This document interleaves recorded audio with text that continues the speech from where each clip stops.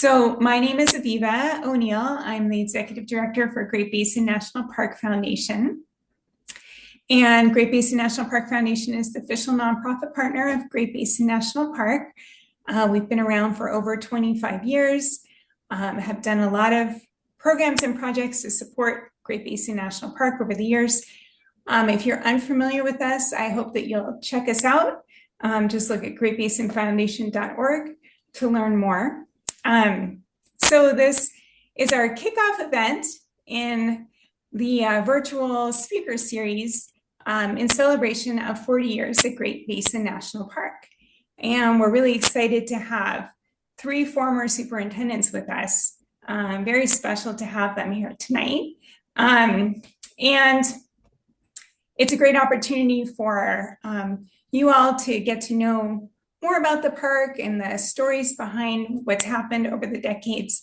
And there will be opportunities for you to ask questions. So during the program, we expect it to last for about an hour.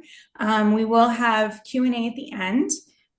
We might possibly go over an hour if people have a lot of questions. And if you need to leave at the top of the hour, please leave when you need to. If you want to ask a question during the program, you can go into the area that says Q&A. That would be the best place to put your question. You can put it in the chat. We'll still look in there, but Q&A is a better place if you can find that and put it in there. So without further ado, I'm going to introduce you to our moderator tonight, who is Brandy Roberts. Brandy has had the privilege of working with all three of our former superintendents. She's been in the Great Basin for many, many years and has filled many roles. Her current role is the Executive Director of the Great Basin Heritage Area Partnership. And I am going to turn it over to you now, Brandy. Thanks. Welcome, everybody. And as Aviva said, I am Brandy Roberts. I'm the Executive Director of the Great Basin National Heritage Area, which was designated in 2006. Previous to my current job, I did work at Great Basin National Park for 12 years. So I started my career under Becky and was about halfway through with Steve, and then moved over to the heritage area, and just 2 weeks ago finished up a project with James, who was doing some interpretive signs with me in Spring Valley, if you're familiar with that. So I have had the distinct pleasure of working with all three of these folks, both as a park ranger and as a partner. And one thing I love pointing out to people about Great Basin National Park is in its legislation. It is mandated to interpret not just the park, but the entire Great Basin, which is a large area, and to do that through partnerships. So I think you will hear a lot from each of them about the accomplishments of the park and their favorite memories and challenges. And over, you'll see that the park is working with outside partners to accomplish its goals. So without further ado, I'm going to pass it over. We're going to go in chronological order. So Becky, and then Steve, and then James to briefly introduce themselves before we get into the questions. So Becky, go ahead. Thanks, Brandy. Hi, everybody. I was at the park from 1995 to 2002, 7 fabulous years. And how I got interested in the park was I worked for the regional office of the Park Service, and in that role as chief of youth programs and then later as equal opportunity manager, I had to travel to a lot of parks and meet with people, and I got to know many, many places, all wonderful places. But Lehman Caves, because I started when it wasn't a park, and then Great Basin National Park became my favorite park in the 4 Western states. I couldn't believe it when I first visited, because you go through these vast, dry basin and range landscapes for a long time before you arrive. And then when you get into the park, you're surprised by these glistening little streams and aspen groves and meadows and just spectacular aspects, so many different ones. So I applied. It was pretty unusual for a staff person in a regional office to apply for the superintendent job when it became vacant. And I didn't really have much hope of getting it. But as a woman, as somebody who had a different background than many park service people, and being a staffer, I was so surprised when I was offered the job that I didn't actually think I was being offered the job. But I came in August, and I remember driving to Sacramento Pass just before you enter into Snake Valley and thinking, can I really do this? And looking up at that beautiful crest, some of which is in the background of these, and thinking, I'm going to try. It was a dream job come true. So on Thank you, to Becky. Steve. Wow, that's great, Becky. Yeah, great. Hi, I'm Steve Metz. My current position is as president and CEO of Save the Redwoods League. I left Redwood National and State Parks last April of 2025, and before that, I was at Great Basin National Park from April 2013 through October of 2017. And similar to Becky, I fell in love with Great Basin like decades before I ever was superintendent, or at least a decade before I was superintendent there, just for all the reasons she outlined. It is just one of the most remarkable parks in the whole system. I mean, what's not to love about, well, the park? And I followed it like you could say I stalked it for a long time. I followed every news article. I read everything about that park to prepare me for the day when the superintendency became open. And I was within seconds applying for that job. It was a dream to be superintendent there and to be able to steward these amazing resources. And what I didn't know at the time was how amazing the staff and the community there was as well. And so it's just been such an honor. I look forward to chatting with all and hearing from my fellow superintendents about all the great experiences they had as well. So pass it to James. Yeah, and I'm James Woolsey. I grew up in 29 Palms, California in the Mojave Desert. And so I've always loved the deserts. And then I started working for the Park Service in 1991, and I did 32 years for the Park Service, moving from park to park. I eventually did 10 parks and started as a park ranger and ended as a superintendent, and did a stint with the American Battle Monuments Commission, working at the overseas cemeteries. But one time I was backpacking through the Sierras and I did this long backpacking trip, and I got out a couple days early and I looked at a map, and I had time to play, and there was Great Basin, which I had always wanted to go to. And so I just jumped in the car and I drove to Great Basin. And really after that, I always was on the lookout like Steve to find out when that was going to be open. And in 2018 it opened up, and I put in for it, and I was blessed enough to get that job. So I loved it. You, all of you. Okay, we're going to get into some questions now.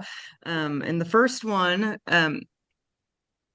each of you will have a chance to answer. And the question is, what do you consider the park's biggest accomplishments were in your tenure as superintendent?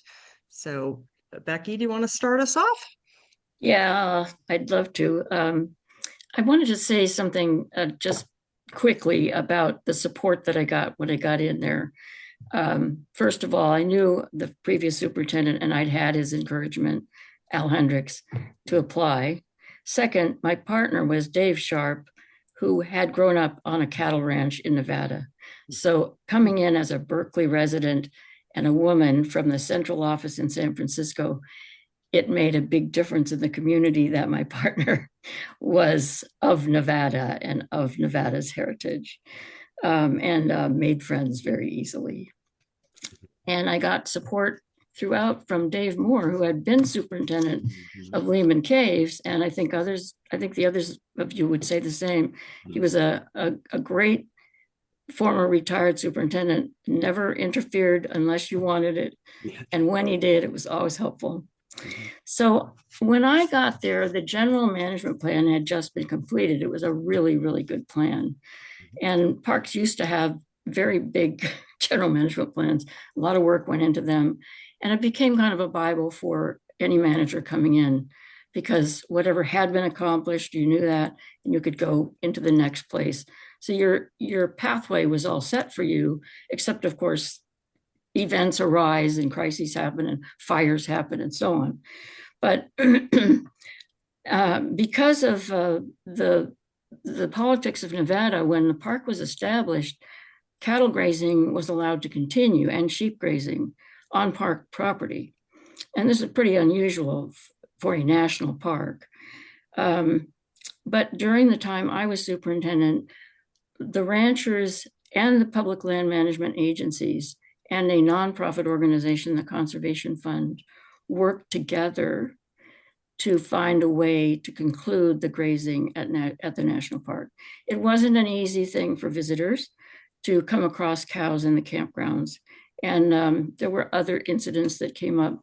But what I think was a great accomplishment was the fact that the park did this in cooperation with the ranching community. It was a wonderful experience, just to me, a great experience. Another thing that we began quite soon after I got there was an effort to work with the local tribes, because there were some artifacts and remains that had been removed from the park.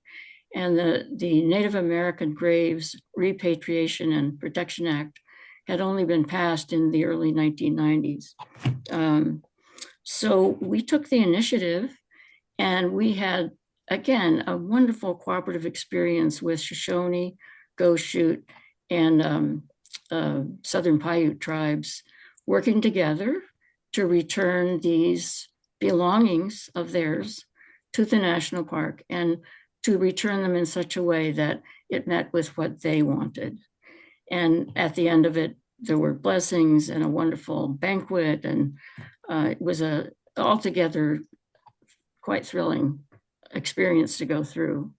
And as a consequence, when we had the 10th anniversary celebration in 1996, we had a beautiful blessing by one of the Shoshone leaders at sunrise in the park. That was one of the very special experiences I had while I was there.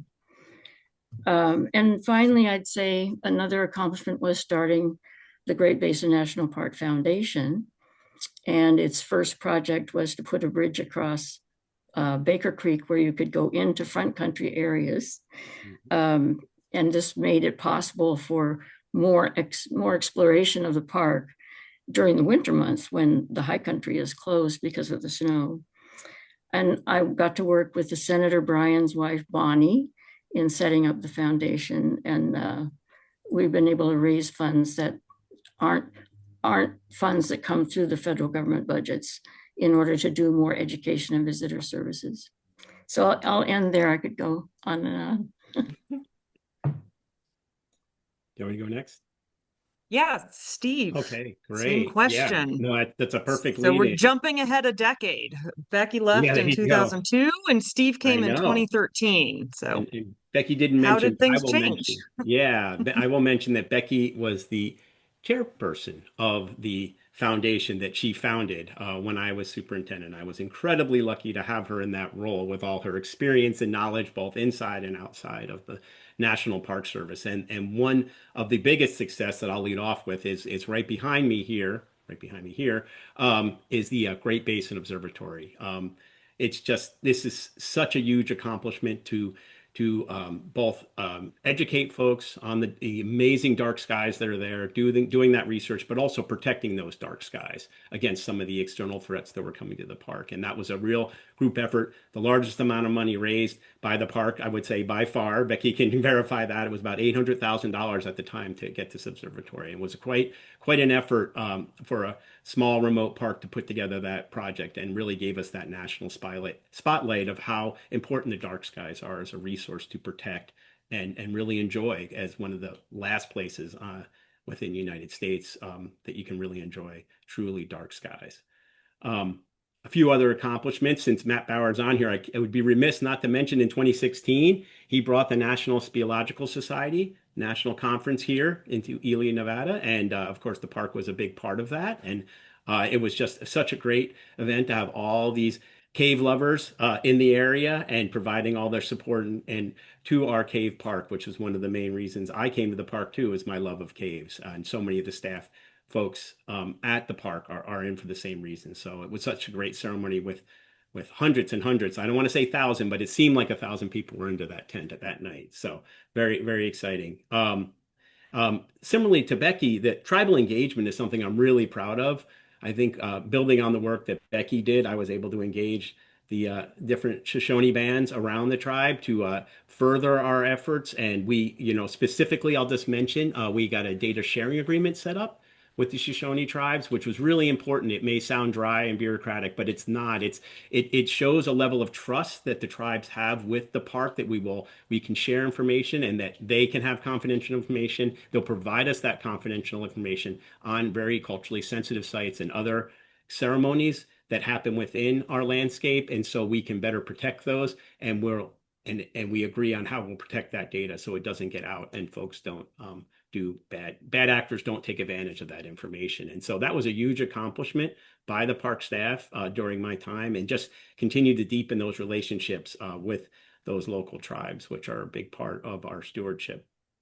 A few other ones I'll mention very quickly. I was very excited to sign a sister park agreement with Toubkal National Park in Morocco, and got to travel there with Brandy Roberts' husband, Ben Roberts, and really just an amazing park in Toubkal National Park, almost truly a sister park in terms of the resources and the commitment to protection. Just a magnificent experience. And then years later, they came back to Great Basin National Park and visited us, and that information exchange continues. A wonderful relationship with a wonderful country and a wonderful sister park. A few other quick ones I'll mention is just the Great Basin Quarter. If folks remember that was in one of my first weeks, and I really was excited to have the mint come out. And there's a lot of what I realized when I was at the park, and I always felt this in my heart, the Great Basin was the park within Nevada, and it really was brought home by the Great Basin Quarter having the bristlecone pine on it, and then coming to this remote park to roll it out with the mint. And it's really that Great Basin is the national park of Nevada, and really Nevadans hold it with great pride. And of course, I'll finally end with I got to use an acronym. It's NIPLMA. She didn't use NAGPRA, but I will use NIPLMA. That's Southern Nevada Public Land Management Act. And I'm not going to dive into this because James followed up on a lot of projects that I kind of got started and really brought them home. And I'll leave that to James to hit a few of those. But I'm just so proud of all the great work that our staff did and our collaboration with all the different partners to do both scientific research and upgrade all the facilities within the park. So with that, I'll pass it back to you. Steve, James, on to you. What were the highlights in your tenure from 2018 to 2023? Yeah, and I think I'll start though with because Becky brought up how past superintendents had helped her, and actually Al Hendricks and Dave Moore helped me also, but both Becky and Steve helped me as well, and so I would just kind of pass that on that they were really great supports for me as we worked through a lot of issues. But yeah, as Steve mentioned, the Southern Nevada Public Land Management Act provided for a unique opportunity in Great Basin to do a lot of projects. Because I think a lot of us have gone to national parks and have witnessed firsthand parks that have not had money to reinvest in their infrastructure. And the amount of backlog maintenance in the national park system is in the billions of dollars, right? But Great Basin had a unique opportunity due to the SNPLMA Act that provided potential funding for Great Basin. And Steve was kind of smart enough and active enough to realize this, and he started putting in for this money. And that money started coming in. And so when I came in, a lot of that money was there. And I spent that money that Steve got for us. And then I got more money. And actually, Ashley Adams, who's working there now, is spending some of the money that I got there. And to give you some examples, the campgrounds in Great Basin, which I say are the best campgrounds in the National Park Service, they are absolutely fantastic. And those things have all been rehabbed with SNPLMA money. The Wheeler Peak Campground, the Upper and Lower Lehman campgrounds, they're just fantastic. And now they're going to be ready for generations because they've been fixed up so well. We got money to fix the water and sewer system at the Lehman Caves area. We've had two phases of a project to redo the electrical infrastructure in Lehman Caves. And in fact, I just met the contractor today who's here doing phase two. So that's a system that hadn't been redone since the 1970s, and now it will be redone, and it will last another couple generations. The whole electrical system of the park was redone. There's a new astronomy amphitheater up by the park where they do the programs, and it's just a spectacular facility. There's new parking up at the Wheeler Peak Trailhead, which was needed to be expanded, and new exhibits all over the place. So I think, really the infrastructure in this park is looking really, really good, and because of that. Some other things, Becky mentioned outreach. I think we continued the work that was done by these two, and I think our outreach to especially underserved communities was strong. We kept up our outreach to tribal groups. We reached out to the Great Basin Explorers. JT Reynolds, who's another former superintendent at Death Valley, has been working with African American kids in the Las Vegas area. And so we worked on a project to get those kids up in the park, and we've had several of them in the park, and it's been absolutely fantastic. We did things like celebrated the 100th anniversary of Lehman Caves National Monument, which was wonderful. We had political leaders from all over Nevada. And I think one of the funnest things we did is the Bonneville cutthroat trout, which at one point was thought extinct, but now through the work of the Great Basin National Park and other of our partners, has now been recovered.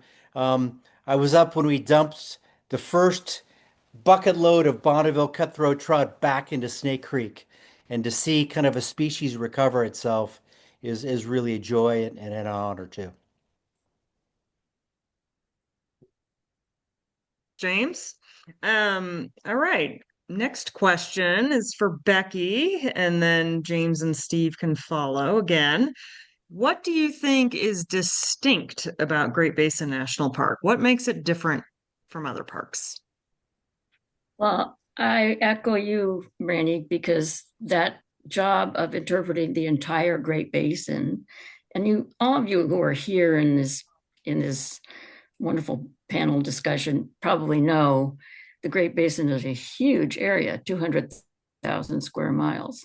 So that, as the interpretive mission of the park, is a very distinct thing. I don't know of that kind of thing in any other park. It's incredibly remote. The park displays what a lot of people call long time, geologic time. You can just see it. I mean, you drive through Nevada, you're going up one range and down into a basin, and up another range and down into another basin, and the geology is there for you to see. You can see the shorelines of the old Lake Bonneville from 10,000 years ago. That lake actually came directly into Baker, Nevada. And I'll go to another reason I think it's distinct is because Baker, the community, is so tiny and full of diversity, disagreements, different points of view, and yet they all go to the school programs, and they all go to the Eskdale concerts, and they all go to, and they help each other. We help each other, and it somehow goes with the whole idea of the park. You're not in a crowd. You're not overwhelmed with noise. It's silent, and you stand alone in this beautiful landscape. And in the nighttime, you look up into a truly brilliant a sky full of stars. So I like to compare it to what Neil deGrasse Tyson calls the cosmic perspective. You get the cosmic perspective there. You feel your small life in connection with the long time of the earth and the incredible mysteries of the universe. It's very, very special. Yeah, I would Becky? follow up on Becky's comment. The American West is just such a fabulous part of the world that I love to travel, but there's, almost nothing to equal the majesty of the West. And you have, the Sierra Nevadas, you have the Rocky Mountains, you have the hot deserts, you have, Yellowstone in that area up in the north. But in the middle of it, the heart of it is the Great Basin. And it's really this unexplored area that hardly anybody knows about. And it's just mountain range after mountain range after mountain range.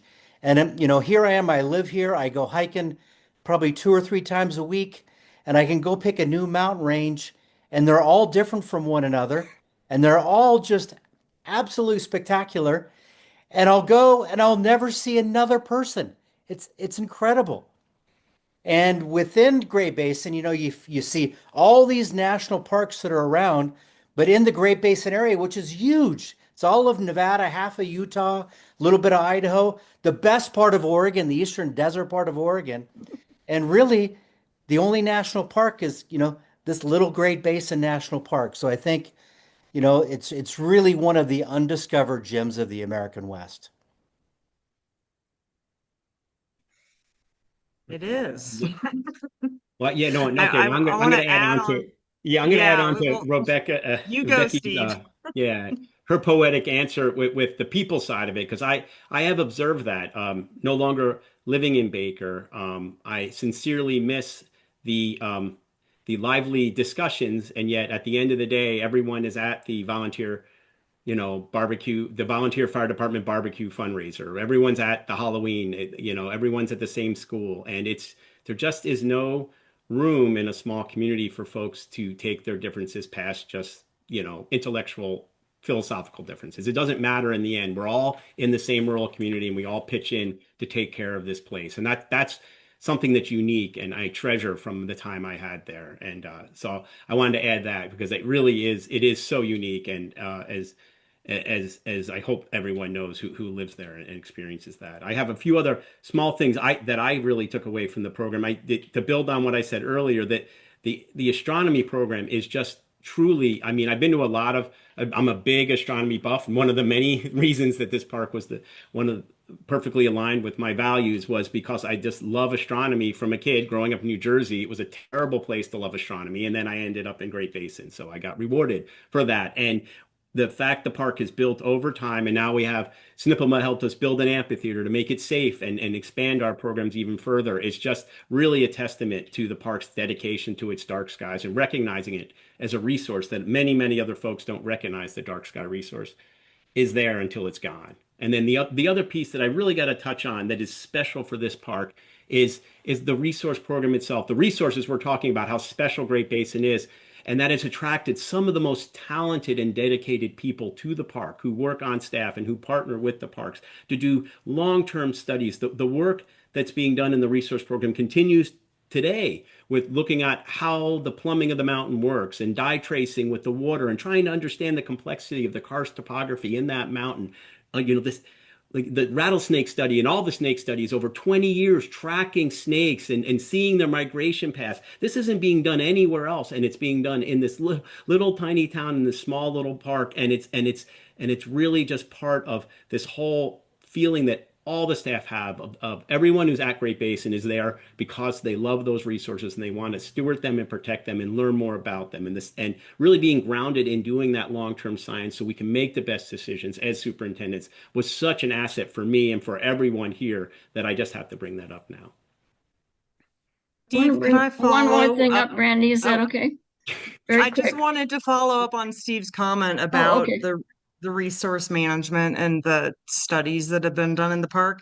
Can you comment on the importance of continuity and long-term studies in the Yeah, Park absolutely. Service? Yeah, especially as we're looking at trends, if we look at, when I was there, there were, so for example, wildfire impacts upon the park. We had several large, high severity or, catastrophic fires in the park that burned very severely. And so having long-term studies help us provide that information in those moments when we need to act quickly to protect those resources. We know where the resources are and we're tracking them. When you look at other issues like long-term issues for the planet, like climate change, looking at the impact, they're doing studies now, they were doing studies when I'm there and continuing those studies that Great Basin is such a great, pristine park. It's a microcosm to study the retreat up the mountain of many both terrestrial species and plant species. And so it's a great laboratory to show the world of what's actually happening related to climate change. And I was there with some of the park scientists as we climbed to the top of the mountain, and we went, oh, I was here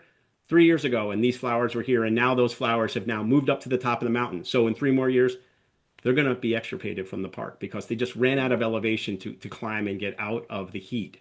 And so studies like that show that it gives the managers of the park. It's really interesting science. It contributes to the great wealth of knowledge around natural resources in a fairly pristine environment, but it also helps contribute to our day-to-day management, having those long-term trends and be able to know and make the best and most informed decision for the park. Thanks. Becky, go ahead now. Thanks. I just wanted to add a couple of special things about the park too. One, because Brandy is the moderator, the visitor center, the new Great Basin Visitor Center, it was part of the general management plan. We were able to get it started through the foundation's work. And Brandy really was the person at the park who created the designs for the exhibits, which I think are outstanding in the Park Service. The second thing that I see Colin Robertson has brought up is the bristlecone pines, which is surprising that none of us said anything about it. But thinking about long time, universal time, geologic time, these are the longest living trees on Earth, and they're a very special part of the park as well. Thanks for that. Okay, moving on. I'm going to start with James. We're going to work backwards this time. What do you see as the biggest challenges facing Great Basin National Park right now? Well, I brought up how Great Basin is this big, wide, empty space in the middle of the West, but kind of one of the challenges now is, there's 8 billion of us in the world, and that world is starting to close in on Great Basin a little bit. I went out hiking the other day and I looked up north of us, up Snake Valley, and I saw pollution wafting down from Salt Lake City into our valley, right? We can go out at night, and now I can see on the horizon, I can see a little bit of light pollution from Salt Lake City. And so, these things are having a real impact. And actually, the thing that I'm going to focus on specifically is water. We live in a desert, and so water is one of the most crucial things that we need to protect in this area.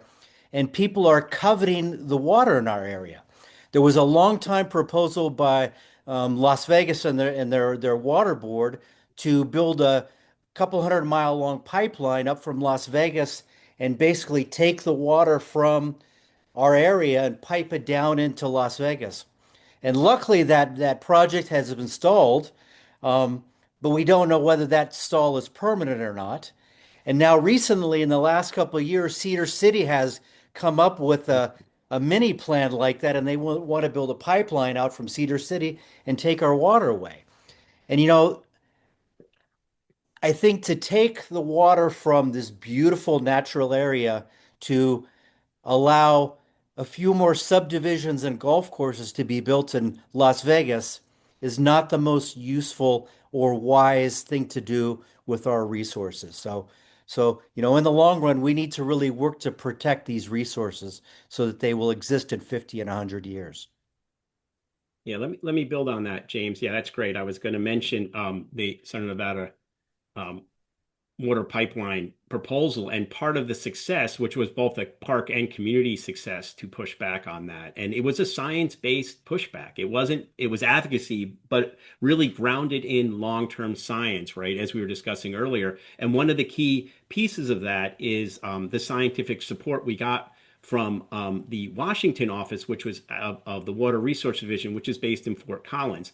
That group brought experts both in legal and in hydrology to the park. We were one of their favorite parks, right? It's a fascinating scientific park in terms of the karst topography and the plumbing, but also the challenges related to water, as you just mentioned.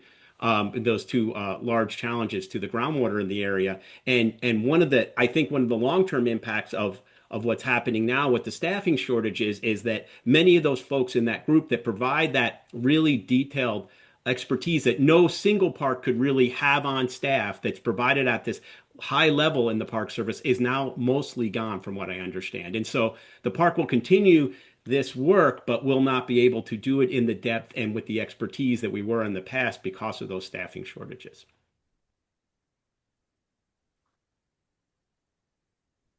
Steve, so to any of you, given these challenges, what actions do you hope people on this webinar or just our visitors in general or advocates for the park, what actions can people take to ensure the future of the park and the entire National Park Service system?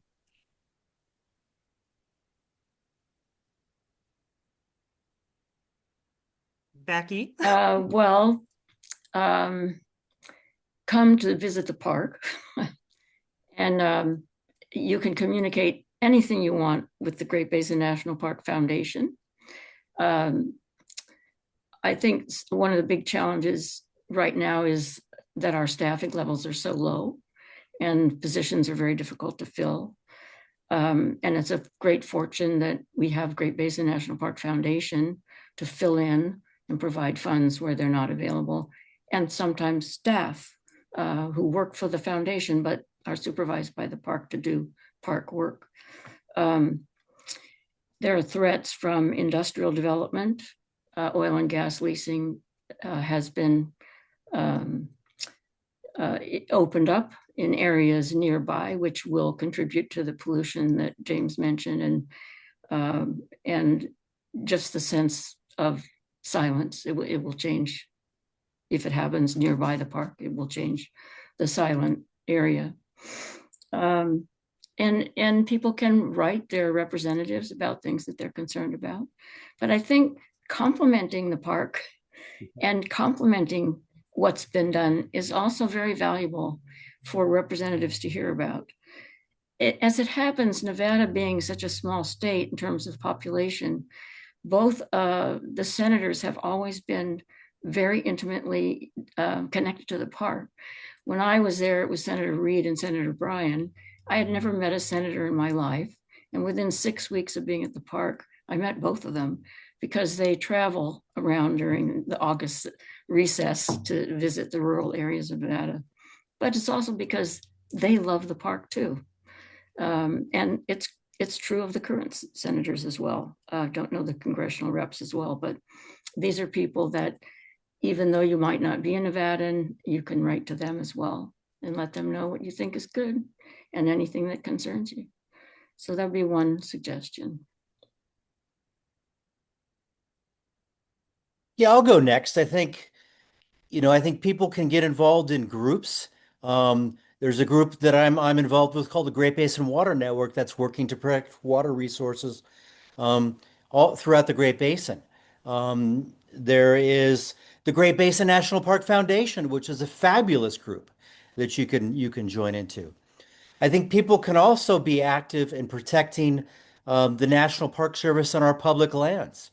I think those things exist because people care about them. And in the last year, about a quarter of the staffing at national parks has gone away. And so, I think it's really important that the public be involved. I recently traveled to Argentina, which is a dry desert, a lot like the Great Basin. And a couple decades ago, their politicians decided that what they should do with their public lands is sell them all off. So when you drive through Patagonia, you're on a road with big fences on either side, and you can't get off and go hiking. And we are not like that in Nevada. 95% of the land belongs to us, and we can go explore anywhere we want. And if we don't make those things a priority and protect them from people who want to sell them off, and I can tell you right now, there are people that are scheming to sell them off. And so we as American people need to make sure that doesn't happen. There's another aspect too, which is that national parks are, among other things, the repository for the stories of American history. And that includes archaeological history and, as well as recent history. And as you know, some of these stories are being cut back and taken off websites. And that's another thing to pay attention to, and support the various organizations James is mentioning. There's also the Coalition to Protect America's National Parks and the National Park and Conservation Association. NPCA, yes. Yes, I'll just add one thing. I agree with both my fellow superintendents with everything they said. I would just say one thing you can do when you visit the parks is thank the staff. Recognize the hard work they're doing. They're extra stressed out. It means more than you could imagine. Thanking them. They don't always get a lot of thanks from people, and it really goes a long way. You can even just send a postcard to park staff That's at the true. parks that you love, and they'll put them up on the bulletin boards, and it really does help with the morale. So, Becky mentioned stories and the stories parks tell. I have one more question before we turn it to audience questions, and that is, I'd like each of you to share a favorite memory from your time here. I bet we all have too many to Yeah. decide what to share. Should I start? Yeah, sure. So one of my favorite hikes is at Baker Creek. You can go up Timber Creek and come back South Fork Baker. It is this lovely hike. It's about 5 miles long, and you hike up and you get up and you're in this sagebrush meadow, and around you are all the big peaks in the park. There's, Wheeler Peak, Doso Diaby, and I love to go up there. And my favorite thing to do is to go up there and take a nap. And so my favorite memory is waking up from a beautiful nap and having these big peaks all around me. Oh, I know the place. I can't wait to retire. I'm coming. I'm going to do that, James. Oh, it's wonderful. I have two. I got to cheat a little bit. And so and both of them are ceremonies, really, with all the wonderful hikes that I did and everything. That Sister Park ceremony we had in Morocco for Toubkal National Park, and the signing of it with the governor coming out, the ambassador, and it is Morocco. So they literally roll out the red carpet. Red carpets, tents, music, the whole 9 yards. It was just truly magnificent. Being interviewed in Arabic was really fun. Like that probably won't ever happen again in my life. In French and Arabic and multiple languages, and just the warmth of the relationship between America and Morocco was so strengthened that day and continues, right? We have friends in Morocco forever. I know the Roberts certainly have friends forever there as well from their time there. And so that was just such a magical moment that I'll never forget. And the other one, more grounded, when we had the first light ceremony, which is what they call the ceremony when you first start and open Great Basin Observatory. And we had a wonderful ceremony and the governor came. And the story I like to tell that I told that day that I'll tell you right now is the governor came a few days early and went camping in the park. As folks were mentioning, it's just beloved. And he had one person with him and did not want anyone to know he was there, and then just showed up and gave a great speech. And it was just wonderful to have that love and respect of the park and willingness for the governor to come and speak at our ceremony in Little Baker, Nevada, for our opening of what was very big deal for us, became a big deal for the entire state of Nevada. And that was just another heartwarming moment and really a great accomplishment for the park. So a couple of mine too, from when I was there as superintendent, was having EMT training with other people in the community. And some of us older people were down on our knees, crawling around, having to demonstrate CPR and so on. But what a way to get to know the community. And that's the kind of community is, because if you're going to have EMTs in Baker, which you better have because the closest hospital is 70 miles away, you need volunteers from all the aspects of the community. And another one was when one of the movers and shakers in town, who was at that time the owner of the Border Inn, asked to see me early when I first had gotten there. And we had a nice lunch together. And then she said, "It's nice to have another middle-aged woman in town." Mm. The rancher said to me when I came, "Would you like to fly over your park?" So that's a great memory of mine, flying over the park with Dean Baker and seeing a beautiful green area, Lincoln Canyon, which it turned out was not green. Usually it was the debris of an enormous avalanche that had made it look like a especially green area. But there are plenty of memories. Hard to pick. Okay. So, Aviva, I think we're ready to turn it to, are there some audience questions? Have they come in? Yeah, I was actually just threw in the chat that we had some questions prepared, so we can put some out there. I'll turn it over to Claire for that. But if any of you are not sure how to do that, you can throw it in the chat if the Q&A is you're not sure where that is. But yeah, we'd love to have some audience. It's been so fun to have the participation in the chat from you all tonight. To have, everyone has just been really fun. So thank you so much for putting stuff in the chat. But if you have any questions, we'd love to ask them to our panelists, to the moderator. You can ask me a question about the foundation if you'd like. But Claire, you go ahead with prepared some questions that we'll ask. Yeah, so uh, as you likely all know, we are on the heels of the longest federal government shutdown in history, and each of you actually had a federal government shutdown during your tenure as superintendent. Can you each speak to what that was like or the impacts of a federal government shutdown on the park? Well, I'll speak first real quick. It was 1996. Senator Reid had agreed to change the enabling legislation for the park in order to allow this grazing project to go ahead. Senator Reid called the rancher and told him that it was done. And then the shutdown happened. Well, the amendment to the legislation was attached to the appropriations bill, so it didn't pass. And so when Senator Reid had said it was done, it wasn't done. So that became a little bit of a breaking point, and we easily crossed over that. The second thing was I decided, well, let's do something together. So a bunch of us all went hiking on Mount Moriah and discovered another great place to hike. It was a very short one in 96.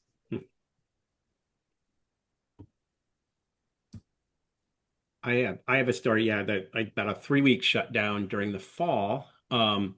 And it was interesting because, again, as we talked about, the community is so special in Baker. And as the shutdown dragged on, as these new folks were, the park was closed, and there was some different parks across the country were being pressured to reopen, even though it was shut down. And the same was happening at Great Basin. And folks had put on social media of the time that they were going to be coming to the park in mass, like to kind of come into the park. And we certainly did not have the staff or ability to deal with that. And to the community leaders, especially the person that Becky was referring to earlier, the matriarch of the valley there, and she reached out directly to these folks and said, "Hey, that's not what we do here in our community." And she offered to make them a pancake breakfast if they wanted to come, and and they didn't come, but I stood out at the entrance waiting for them for a few hours. We made cookies, as we do in Baker, to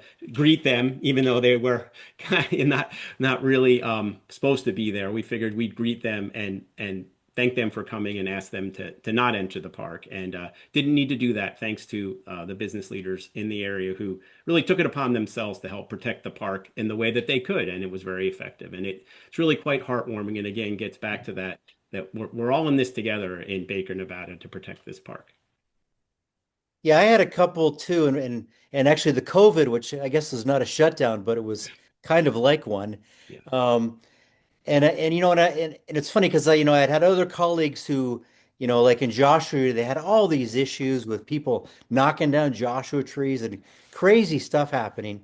And the nice thing about Baker was I think, people would come into the community and the people of Baker and the area would kind of educate people. You know, we treat things well here. And so, even through COVID, which was a crazy time, it wasn't that crazy in the park though, because I think there were lots of eyes watching the park. Mm. Well, thanks. So we do have quite a few questions coming in now. So I will just go, Claire and I will just take turns. So we have a question about, can you comment on the limited availability of lodging for tourism in the area without a drive to Ely? Although there are nice places in Baker, I will say, but you do have to often reserve them early. Would you each advise keeping this limited or somehow making more lodging available without spoiling the area? So it's an interesting question that I'm sure, especially I'm going to give that to James to answer first if you want. Sure. So those of you who don't know, I'm retired now. I've been retired for a couple of years, and Steve, it is brilliant, this retirement thing. But my wife actually decided her dream was to run a general store and a little hotel. So we now deal with tourists in Baker, and it's lovely.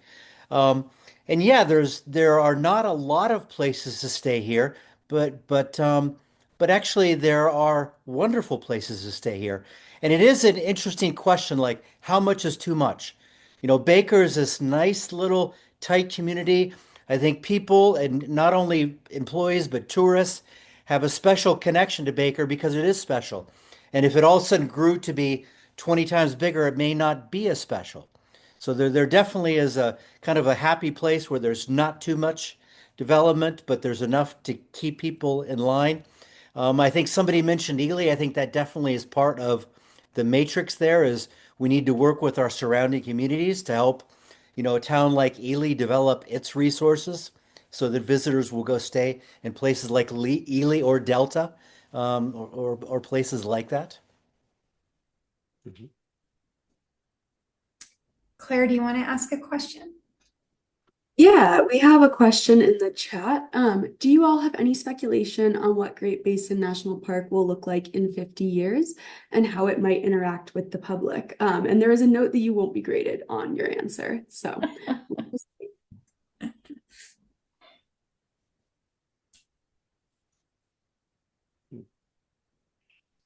Well, I'll just say, I hope, which is the mission of the National Park Service, that Great Basin is the same wonderful place. I would enjoy having some of the area around Baker and around the park added, but just to be able to go. I mean, I am older than 50, and I can go back to places that I was in as a child. And there's some aspects. Yosemite was a place my family went to a lot that are the same. Half Dome is the same, but it's not the same experience anymore because there are just so many people, and it's changing now. I know, but I think what Great Basin National Park will look like, I think the answer to me needs to be what it looks like now, and some improvements, but very delicately thought through, very carefully put in. Good answer. Thank you. Yep, I agree. Yeah. Well, we'll do this where you guys feel free for more than one of you to answer a question if you wish, but if not, I think we have enough questions that if we'll just continue so we can get everyone's in. There's a question that says, what would you say to young people today who want to be a park ranger but are concerned? You know, I would say being a park ranger was one of the joys of my life, and so I would heartily recommend that they do that. To be honest with you, and I think if anybody is like, you know, we live in a funny time right now, but in some ways, this is the time to do something like this. This is the time that, you know, resources are probably under the most threat, and so I say for young people who want a mission in life, this is a great mission, and you should seize it. Yeah, and Yeah, I I would just think build it. Go ahead, go Claire. ahead, Steve. No, I was just going to build on that for any young person. What I generally mentor people, because it is a challenging time right now and chaotic, is you just have to set your values and your goals shouldn't be changing during these times, and follow those values and goals and take those risks, because as James pointed out, this is actually a moment to actually make a difference if you're willing to stand up for your values right now. But it will take risk, and everything in life that's worth getting takes risk. I've never had such an opportunity working in the Park Service to work with people who all felt they loved their jobs, not all aspects, but in general, that they could work for what they believed in. It's worth more than money. It's a great thing. And to work with other people who feel the same way. It's a great opportunity.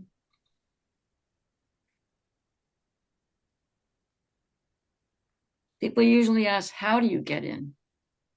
I don't know if there are that many that still are asking that. I just don't know. But check with check with people on staff, check with other people. Be sure to find out there are ways in. We know what they are.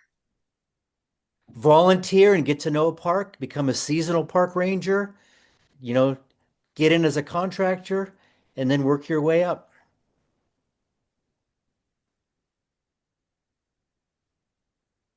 Claire, you want to do a question? Tie together a few questions from the chat.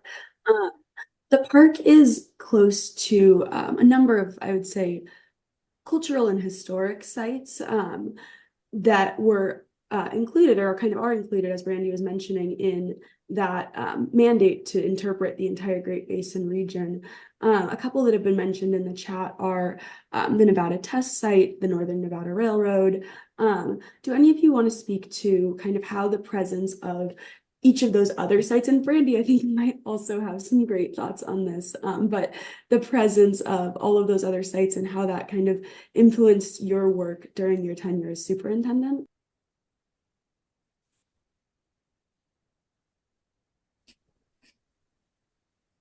Sure, I'll give it a shot. I mean, I think, as Brandy mentioned, one of the unique things about the act that created Great Basin National Park is that we are tasked with interpreting the entire Great Basin. And as I mentioned earlier, the Great Basin is this huge area that goes, half of Oregon, half of Utah, almost all of Nevada. And so that is an enormous thing to do. And it's an area that probably a lot of Americans don't know that much about. And so some of these places like the Nevada Test Site are places that really people should know more about and can have great impact on us. I did a detail as superintendent of Death Valley National Park, and the Nevada Test Site is just upstream from Death Valley National Park. In fact, the aquifer that sits underneath the Nevada Test Site eventually will flow into Death Valley. So these are all really important things that we need to help Americans understand. Brandy, I wish you would say something about the project that you have with the Heritage Area. Well, sure. So the Heritage Area is a larger region than just the park, but the park is right in the middle of it. And, the cultural resources and natural resources you find in the park, you find across the Heritage Area as well. And the history of the region, is shared by all of us. And one of the most significant modern history pieces of this region is that everyone up here is a downwinder. White Pine County, especially, and south of us in Lincoln County and over into Millard County in Utah. The folks that lived here in the 1950s experienced 100 atmospheric atomic tests, 100 tests above ground before they started doing them underground, where they did 900 more. And it was a long time ago, but now the administration is talking about restarting nuclear testing of weapons in Nevada at the test site. I think everyone here is hoping that doesn't happen, but one thing the Heritage Area is doing, and our oral historian Don Unger is in the audience right now, but collecting oral histories, recording people's stories from that time period.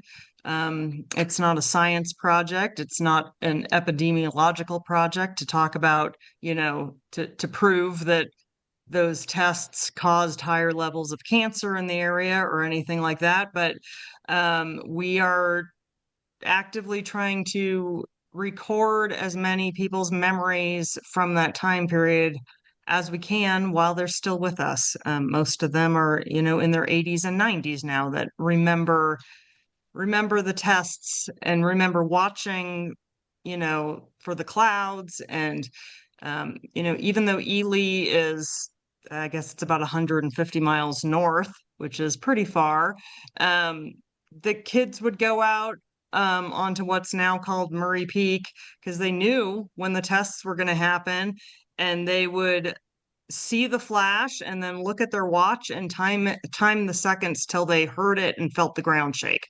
So and that's 150 miles away. Obviously, the closer you were, the more extreme those experiences were.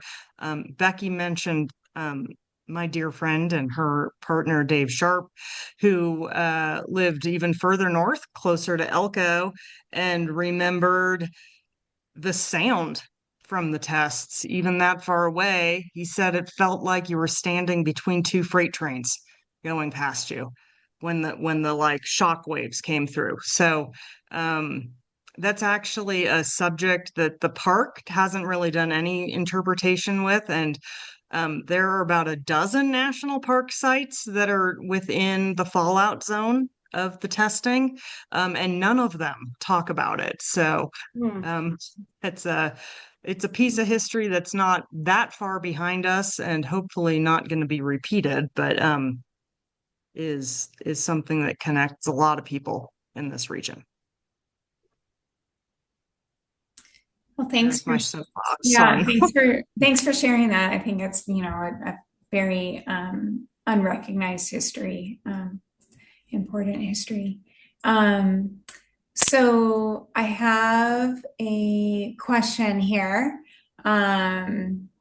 which I'll just read out. The person said, I'd like to say that I know just a bit about how hard you each have worked in your tenures to make sure all the plates keep spinning and the park is maintained as a gem of Nevada. And I'm wondering, as former superintendents, what you see as the most important opportunities and challenges facing the current superintendent, who is Ashley Adams.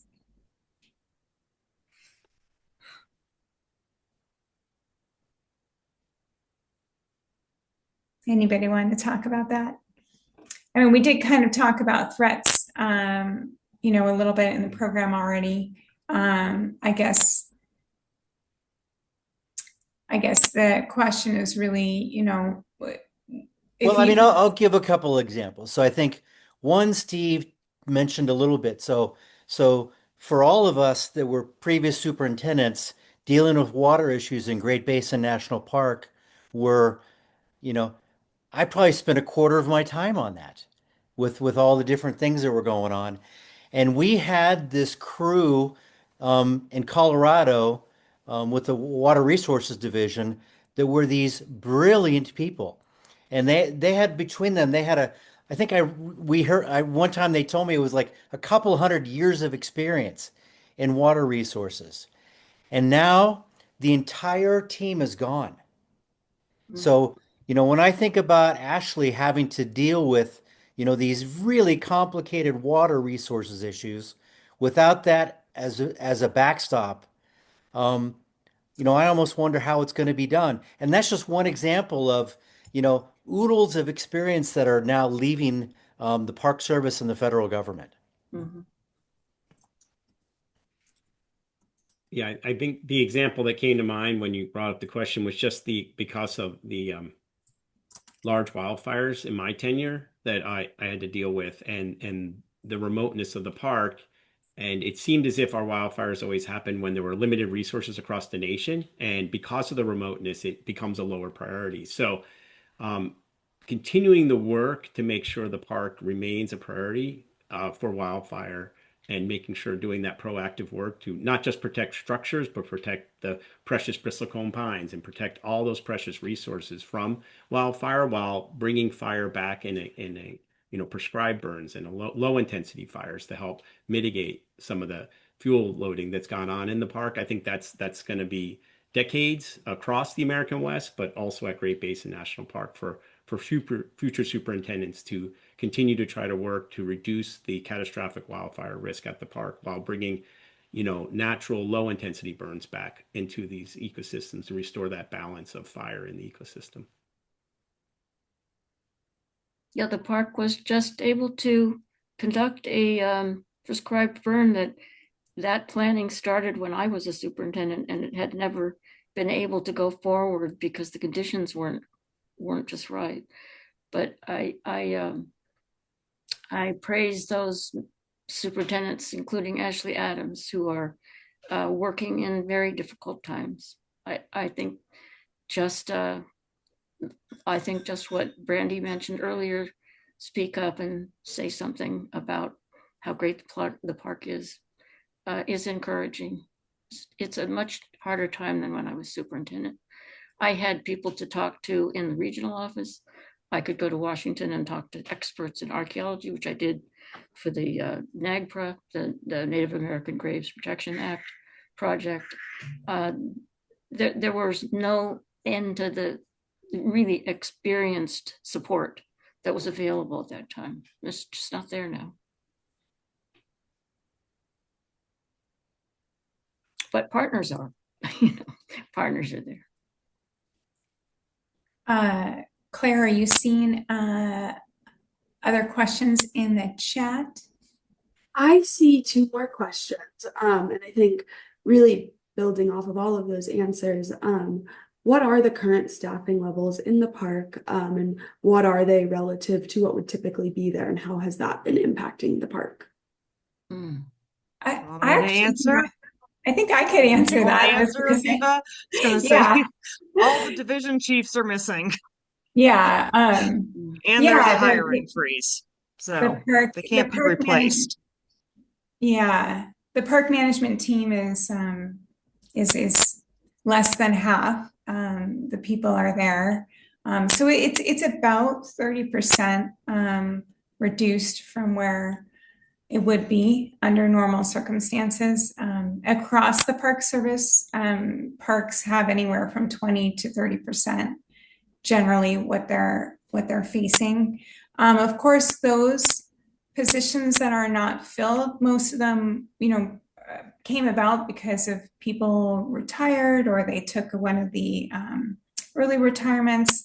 And so it's not like it's not like there's been intentional thoughtful process about which positions maybe should be unfilled.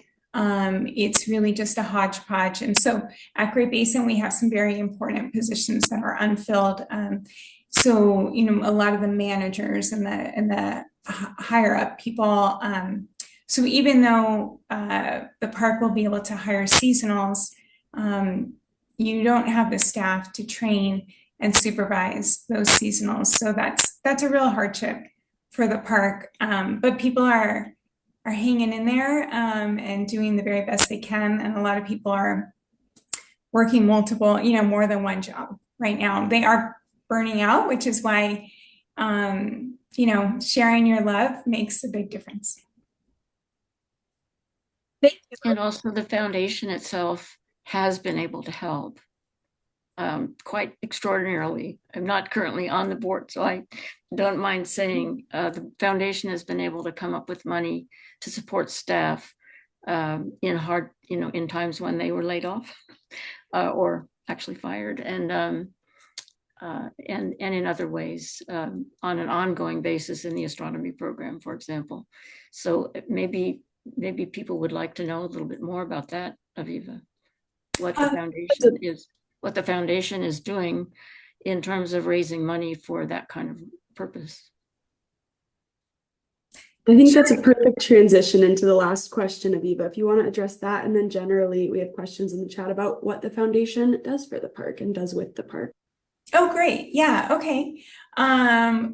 So the foundation's mission is really about supporting the park and the park's needs. And so how we come up with that is through conversation with the parks management team. So very much the parks management team is involved with the vision of what the foundation should be doing. And for many years, that's been a lot of that is centered on education and outreach. So we have supported interns in the park. So one of the big things we help fund and make possible is the astronomy programs. We've donated all the telescopes that the park uses during their astronomy programs. We provide funding for 2 scientists in the park interns that come and support those programs each summer. And that extends the ability for the park in traditional years to serve about 30% more park visitors each year through their astronomy programs. And those interns also do cave programs.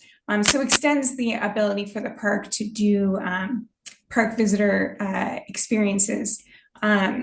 We also support discrete projects that are requested from the park. For example, the communications up in the Wheeler Peak Cirque area was really poor. The radio system wasn't working. So we funded a backcountry repeater that went in that made it so that they were able to have better communication, be able to help with search and rescue and stuff like that.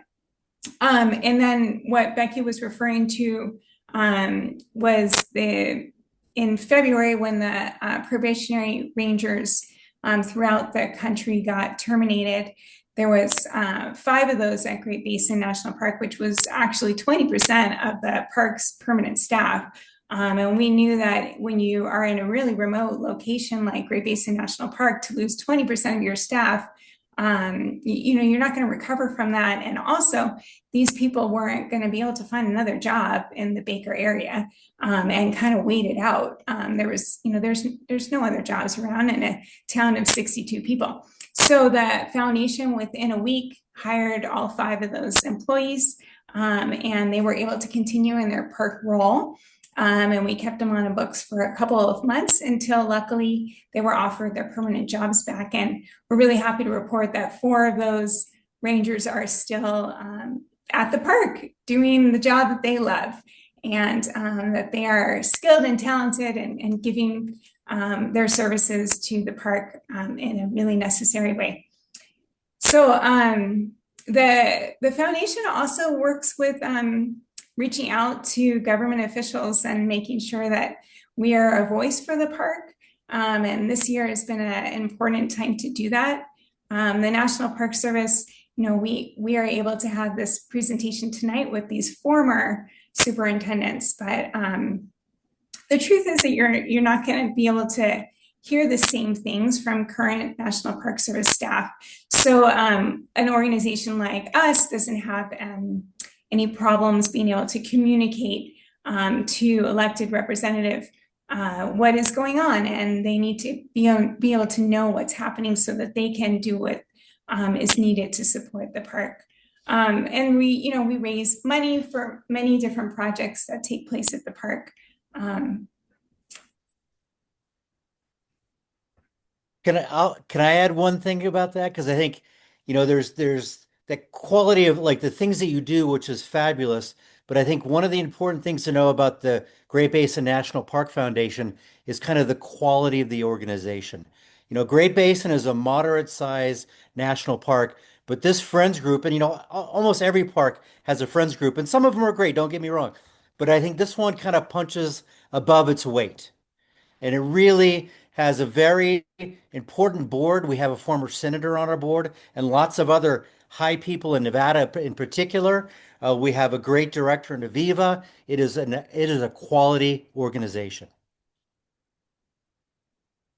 I also want to, Aviva, you kind of mentioned it, but the foundation has an extensive education outreach program and has reached like thousands of students in the last 10 years. And going into classrooms and virtual programs, and actually even at this point in time, giving the cave tours for the school groups who come to the park. So reaching out to those fourth graders, fifth graders, sixth graders, if you don't get to that generation, no one's going to care when they're adults, and they're not going to vote for the people who want to protect parks. So I think their youth outreach, to me, is the most important thing they're doing.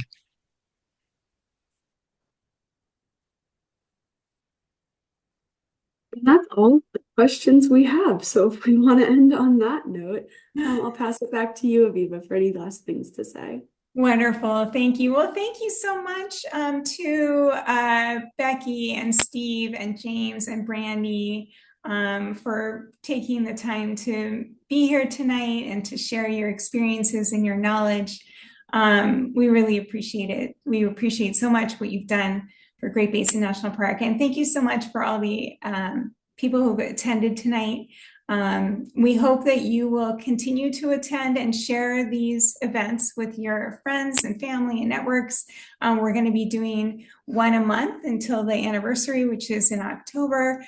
Different topics. Next month will be about the Artist in Residence program, and we'll have 4 previous artists that were at the park. And Tamara Scrantz from University of Nevada, Reno, who helped work with me on developing and changing the program at the park, will be the moderator. So I'm really looking forward to that. And there's going to be other programs that are on different science topics and different history topics, different authors. And in May, there's going to be a panel kind of similar to this on the parks designation with some pretty neat people. So I hope you will attend some of those, where we'll follow up with an email and some links to those different things. And I will say good night and thank you all so much for joining us. Thank you. Thanks. It was so much fun.